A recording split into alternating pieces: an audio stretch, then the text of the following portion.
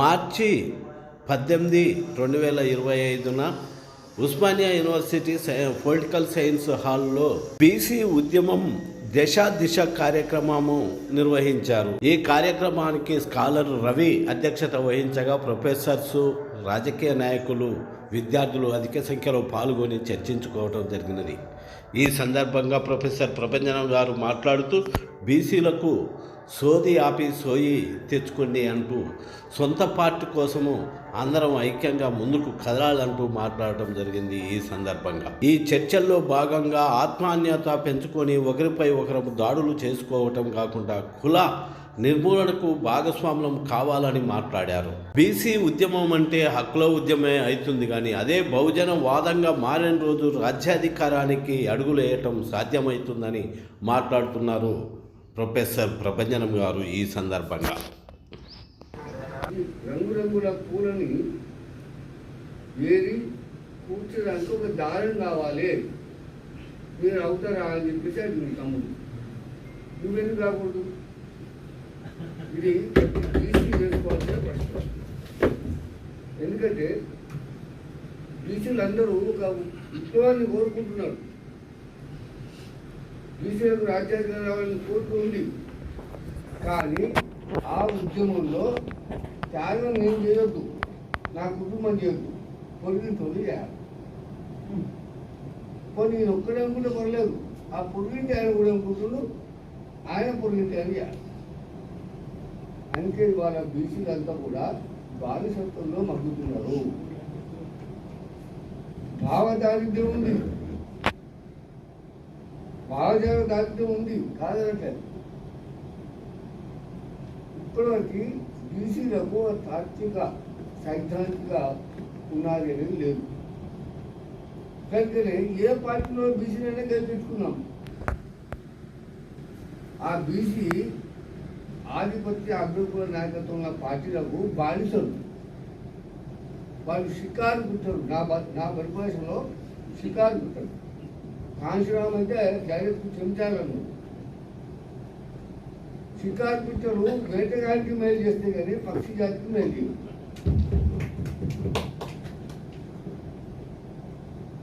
ఎక్కడ కూడా చూడండి, కాంగ్రెస్లో కానీ, టీఆర్ఎస్లో కానీ, బీజేపీలో కానీ, మరే పార్టీలో ఉన్న బీసీలన్నా బీసీల ప్రయోజనాల గురించి ఎప్పుడన్నా అసెంబ్లీలో, పార్లమెంట్లో మాట్లాడిందా? మాట్లాడు. మాకు కూడా పైన ఒక యాదవ్ సికింద్రాబాద్లో ఎమ్మెల్యే ఉంది, మంత్రి కూడా పనిచేసింది. ఒక సందర్భం పోయి మాట్లాడు, అరే నువ్వు యాదవ్కి ఏమైనా చేయాలి కదా, ఎందుకంటే యాదవ్లు ఒక్కడే ఓట్లేసింది, ప్రజలందరూ ఓట్లేసింది అందరికీ. అంటే ప్రజలందరూ కూడా చేయి, ప్రజలకు ఓట్లేసిన గెలిచిన నాకు పార్టీ టికెట్ ఇస్తే గెలిచింది.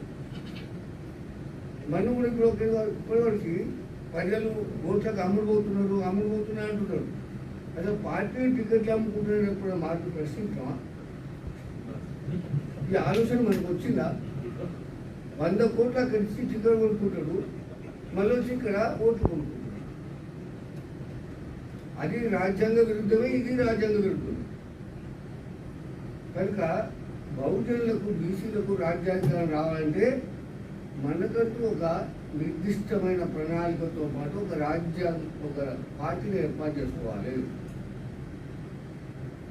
మీరు వివిధ రాజకీయ పార్టీలకు పోయి గుడ్డనే చేరిన కొమ్మలవుతున్నారు. గుడ్డలకి కామ లేకపోతే దానికి బలమే లేదు. ఆ కామ చేరి ఏం చేస్తున్నారు? మొత్తం వృక్ష జాతిని నరికిస్తున్నారు. కనుక దయచేసి బీసీలకి, బహుజనులకి, ఆధిపత్య కుల నాయకత్వంలో రాజకీయ పార్టీలకు రాజీనామా చేసి మీరు రండి, మనమే ఒక పార్టీ పెట్టుకున్నాం. ఈ సోయి లేకుండా మనం ఎన్ని ఉపన్యాసాలు ఇచ్చుకున్నా కూడా నేను ఉపయోగం లేదు. ఏదో నేను బాగా మాట్లాడినా కదా అని వీడియో రికార్డ్ చేసుకొని వాట్సాప్లో పెట్టుకొని మురిసిపోవాల్సిందే. అది కాదు, నేను ఐఏఎస్ జాబ్కి 2013లో రాజీనామా చేసి అప్పుడు తెలంగాణ ఢిల్లీ చేసి పోకర్లో పనిచేస్తాం. యుద్ధం జరుగుతున్నప్పుడు మనం కార్యక్షేత్రంలో ఉండాలి. ఢిల్లీలో ఉండి నేను చేయలేనని చెప్పి తెలంగాణ బీసీ జనసేన అని ఒక ఆర్గనైజేషన్ పెట్టాం. ఆర్గనైజేషన్ పెట్టి పనిచేస్తున్న క్రమంలో 4,000 కరపత్రం రాసి ఏ రాజకీయ పార్టీలలో ఆధిపత్య కులాలు ఎట్లా పనిచేస్తున్నారు, కాంగ్రెస్ ఉన్న గెలవైన ఎం సత్యనారాయణ, బీజేపీలో ఉన్న విద్యాసాగర్ రావు, టీఆర్ఎస్లో ఉన్న చంద్రశేఖరరావు, మావోయిస్టు పార్టీలో ఉన్నటువంటి పాల లక్ష్మణరావు గణపతి, వీళ్ళ మధ్యన సూత్రం ఏంటి? వీళ్ళందరూ కలిపి కులమే కదా. మరి మనము వివిధ ఐడియాలజీస్ ఉన్నప్పుడు కులంగా మనం ఎందుకు ఏకమైతలేము? కవితమ్మ ముప్పాల లక్ష్మణరావు వాళ్ళ ఊరికి పోయి బూత్పూర్ అనుకుంటా, అంతేనా కోట దీపు అక్కడ పోయి మావోయిస్టులో వెళ్ళినా మా ఎజెండా అంటే మావోయిస్టు అధినాయకుడు మావోడు కనుక అదే అయినండి. అధికారంలోకి వచ్చినాక మనుషులమే శుద్ధి సాగలనే ఇంట్లో కనుక వాళ్ళు చెప్పే మాయ మాటలకి మనం కూడా ఎద్దులాగా తల ఉంటున్నాము. సో బీసీ మిత్రులారా, ఇప్పటికైనా సోది ఆపి సోది తెచ్చుకున్నాం. నేను 2016లో రాసిన తెలంగాణలో బీసీలకు సోది తప్ప సోది లేదు. లెక్క తీస్తాం. బీసీలు 65%, ఎస్సీ ఎస్టీ మైనార్టీలంతా 93%. జస్టిస్ శ్రీకృష్ణ కమిటీ కూడా ఇదే చెప్పింది. కనుక మాకు అధికారం ఇవ్వాలి. అడుక్కుంటే వచ్చేది బిచ్చం. పిచ్చల్లో సినిమాలో రామ్మోహన్ భారత్ ఏమని మటన్ బిర్యానీ, చికెన్ బిర్యానీ, ఈ బిర్యానీ, ఆ బిర్యానీ ఏమంటారు. In fact beggars don't have any choice. బిచ్చగాళ్ళకి ఇది చెయ్యి అది డిమాండ్ ఉండదు. ఏముంటుంది? మళ్ళీ ఏది ఇస్తే అది తీసుకొని పోవాలి.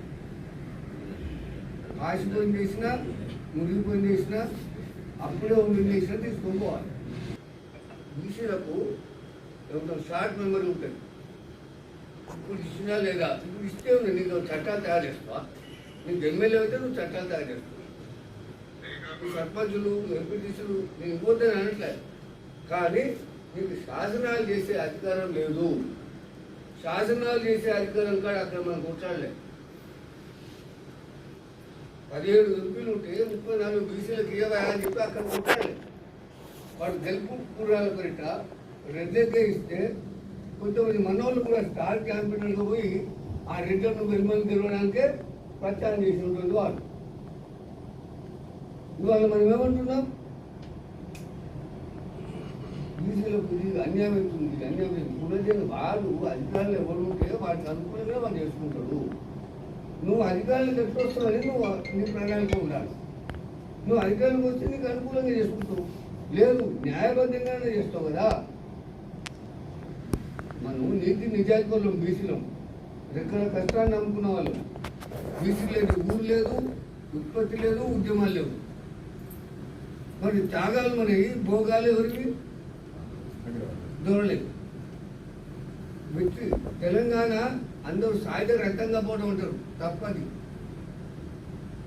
తెలంగాణ వ్యక్తి ముక్తి సాయుధ పోవడం.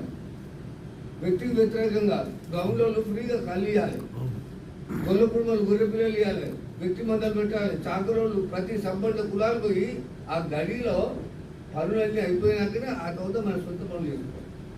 దానికి వ్యతిరేకంగా తిరుగుబాటు చేసినటువంటి దొడ్డి మల్లయ్య, దొడ్డి కుమరయ్య, అక్కడి నుంచి తాకలేంతా కూడా వ్యక్తి విముక్తి కావాలని చెప్పి సాయుధపోవడం చేసింది. అప్పుడు జాగీర్దారు జమీందారుల దగ్గర భూమి కౌలు చేసేటువంటి ఇప్పుడు రేట్లు అనుకోవటోళ్ళు, అప్పుడు పటేళ్ళు వాళ్ళు ఏం చేసిండ్రు, ఆ ఉద్యమంలో పాల్గొని కొంచెం డైరెక్షన్ మార్చి వ్యక్తి మనం విద్య చేస్తున్నాం కదా, కౌలు చేస్తున్నాం భూమి కనుక రైతాంగ పోవడం మార్చిండు. కనుక అప్పుడు సాయుధ రైతాంగ పోవడం ఏంటి? కనుక మిత్రులారా, మనం బీసీలము మన శక్తిని నమ్ముకున్న వాళ్ళము, సంపద సృష్టించే సంపదను పెంచేటోళ్ళము పంచేటోళ్ళము. మనము ఇకనైనా సోది ఆపి సోది తెచ్చుకున్నాం, ఇకనైనా మేలుకున్నాం, మనలో మనమే ఏరుకున్నాం. అయితే సత్యనారాయణ వంశీ మాట్లాడుతూ మనకు అధికారం కావాలి, మనకి అధికారం ఎట్లొస్తుంది? కనీస జ్ఞానం ఉంటే ఫస్ట్ భారత రాజ్యాంగం చదువుకుంటే గవర్నర్ కానీ రాష్ట్రపతి కానీ అత్యధిక సీట్లు గెలిచినటువంటి రాజకీయ పార్టీలు మాత్రమే ప్రభుత్వం ఏర్పాటు చేయమని పిలుస్తారు. నీకు పార్టీ లేదా? పార్టీ లేకుండా ఎట్లా నిన్ను పిలుస్తారు? నీకు బీఫామ్ చేయడానికి అవకాశం ఉందా? కనుక మిత్రులారా ఆలోచించండి. వీటి గురించి నేను గత 12 సంవత్సరాలుగా తెలంగాణలో వర్క్ చేస్తూ, అయితే మిత్రులారా నో పెయిన్ నో గెయిన్ త్యాగం చేయడానికి ఎంతమంది సిద్ధంగా ఉన్నాము. తెలంగాణ ఉద్యమంలో దాదాపు విద్యార్థులు 2009 నుంచి 14 వరకు అనేక రకాల పోరాటాలు చేస్తున్నారు. చివరికి బస్సు యాత్రలు వేస్తున్నారు కదా. ఇవాళ విద్యార్థులందరికీ నేను పిలుపుస్తున్నాను, ఈ 3 సంవత్సరాలు మీరు చదువులకు కాస్త విరామం ఇవ్వండి. ఇచ్చి విద్యార్థులారా గ్రామాలకు తరలండి. మీరే రేపు దాదాపు 2 లక్షల పైచలకు రాజకీయ పదవులు అవకాశాలు ఉన్నాయి ఇక్కడ. మీరే రేపు ఎమ్మెల్యేలు అవుతారు, మీరే ఎంపీలు అవుతారు, మీరే సర్పంచులు, డిప్యూటీసీలు, ఎంపీటీసీలు అవుతారు. కనుక మీరు కళలు వెనకండి, నిజ వాస్తవంలో బతకండి.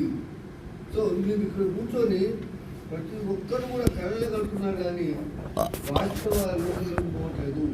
ఇవాళ బీసీలు మీరు కనీసం మీ ఊరికి పోయినప్పుడైనా ఒక్క బీసీ మీటింగ్ పెట్టి మన ఊళ్ళో బీసీలు ఎంతమంది ఉన్నారు, వీళ్ళు ఎవరు సర్పంచ్ అవుతున్నారు, ఎవరు ఎంపీటీసీ అవుతున్నారు ఏంటి అని మీరు ఎప్పుడన్నా వాళ్ళతో కూర్చొని ముచ్చటించిందా? మన మండలంలో ఎవరు అవుతున్నాడు, ఎవరు చక్రం చూస్తున్నాడు ఆలోచించిందా? కనుక మిత్రులారా ఇప్పటికైనా విషయాన్ని సీరియస్గా తీసుకోండి. త్యాగం చేయకుండా భోగాలు రావు. సో వ్యక్తీకరణ కానీ అన్ని రాజకీయ పార్టీలో బీసీలు గెలవాలి. బీసీలు నేను చెప్తున్నా, ఎంపీ నేను ఢిల్లీలో చూస్తాను, ఇక్కడ చూస్తాను, బీసీ ఒక్క ఎంపీ కూడా లేదా ఇల్లు ఎస్సీ ఎస్టీలు కూడా వాళ్ళ కుల సమస్యల గురించి, వాళ్ళ జాతి సమస్యల గురించి మాట్లాడకూడదు. చందులాలు ఉండే ఎంపీ, చందులాలు ఫైల్ పట్టుకొని ఇట్లా పట్టుకొని పార్లమెంట్ పోతాడు. పార్లమెంటు హౌస్లో కనబడి నాకు ఆయన పరిచయం, అన్న నువ్వు ఏ సబ్జెక్ట్ మీద మాట్లాడబోతున్నావు? సబ్జెక్ట్ ఉందన్న అటెండెన్స్ చేసుకుంటే పార్లమెంట్లో సమావేశంలో 2 రోజులు కొద్ది సంతకాలు పెట్టేస్తారు. కేసీఆర్ అయితే 1 రోజు పెట్టింది, మీకు తెలుసు కదా. యొక్క మిత్రులారా ఈ విషయాన్ని సీరియస్గా తీసుకోండి. నేను పోయిన శనివారం కాంశీరామ్ జయంతి రోజు పూలే అంబేద్కర్ ఆలోచన విధానం కాంశీరామ్ కార్యాచరణతోటి ప్రత్యామ్నాయ రాజకీయ పార్టీని పెట్టారు. నేనే కాదు, నాకు అందుకు మార్గదర్శకము doctor B R Ambedkar. B R Ambedkar Indian labour party పెట్టిండు. కానీ మేధావే కాదు, ఇందాక మన మిత్రులు మాట్లాడుతూ మేధావులు మనం రాజకీయ పార్టీలలో రాజకీయాలు ఇవ్వద్దు అని. మేధావులే రాజకీయాలు చేయాలి.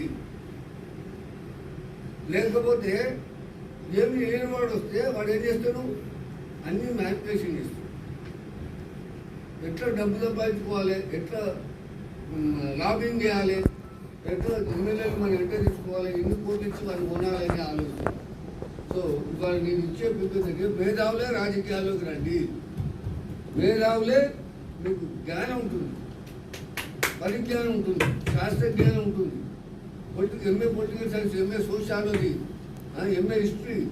ఇవాళ 135 మంది ప్రొఫెసర్లు ఇక్కడ ఉంటే 3 ప్రొఫెసర్లు వచ్చారు. నేను కూడా ప్రొఫెసర్ గారు, నేను తెలంగాణ యూనివర్సిటీలో రిటైర్ అయ్యాను.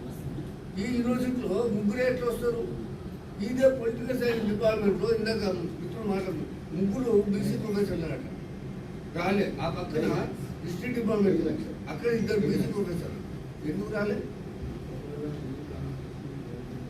నిజానికి వాంసెప్లో కాన్షురామ్ చేసిందంటే ప్రతి ఉద్యోగి చదువుకున్నప్పుడు ఆ తర్వాత ఉద్యోగం చేసే కాడ అవమానాలకు గురవుతారు, ఆధిపత్య అగ్రకులాల వల్ల పీడనకి వివక్షకు గురవుతారు కనుక వాళ్ళ నుంచి ఆయన వే బ్యాక్ టు సొసైటీ, ఈ సమయానికి నువ్వు చదువుకొని బయటకు వచ్చిన కనుక ఈ సమాజాన్ని చైతన్యం చేయడానికి నువ్వు వే బ్యాక్ టు సొసైటీ.